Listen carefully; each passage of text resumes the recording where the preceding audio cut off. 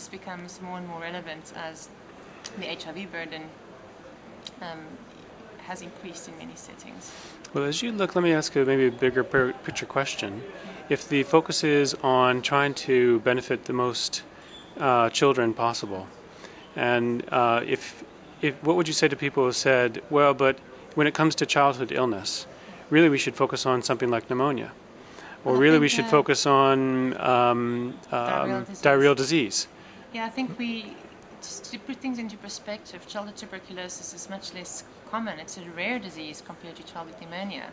But within the Union, for example, the childhood tuberculosis falls within the lung health section for exactly this reason. We recognize that child lung health includes pneumonia, tuberculosis. TB often presents as acute pneumonia. The two may coexist. Pneumonia is still a massive killer of children in developing countries, so the idea is actually not to distract from incredible importance of preventing and treating all forms of infectious diseases as children. What tuberculosis in children and awareness of tuberculosis and funding suddenly for the first time of tuberculosis in children allows us to do is to use that as an entry point to deliver better health services for children in general. And pneumonia has certainly been, childhood pneumonia, which has been neglected, is certainly benefiting from that.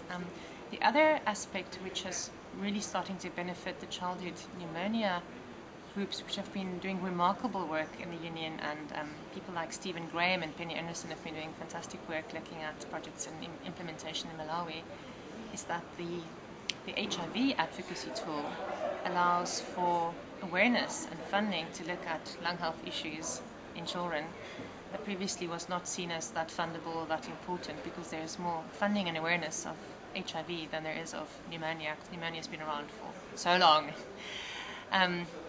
So I think that these are not competing diseases. It's more the fact that we can use tuberculosis as a vehicle to and link between programs like HIV, like the EPI vaccination program, which will prevent childhood pneumonia, and with training. And there's this approach called IMCI, Integrated Management of Childhood Illness, which is very much focused on acute infectious diseases like diarrheal disease, pneumonia, malaria, and I have a small component on tuberculosis.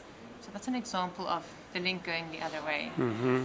So one should always remember that when you advocate for something, that you should consider what is the burden of the disease in the population, and how can you maximally benefit your population and serve them the best.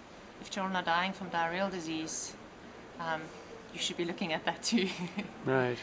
So there of course is the limitation of limited resources, and I think one solution that we've realized within the pediatric community, because it's the pediatric tuberculosis community is a very collaborative and friendly and benign group, that we can benefit child health significantly through collaboration. The issue of pneumonia and tuberculosis being one key, and then the issue of HIV and tuberculosis and pneumonia being another. But larger integration is challenging. Health programs are not that keen to integrate. Yeah.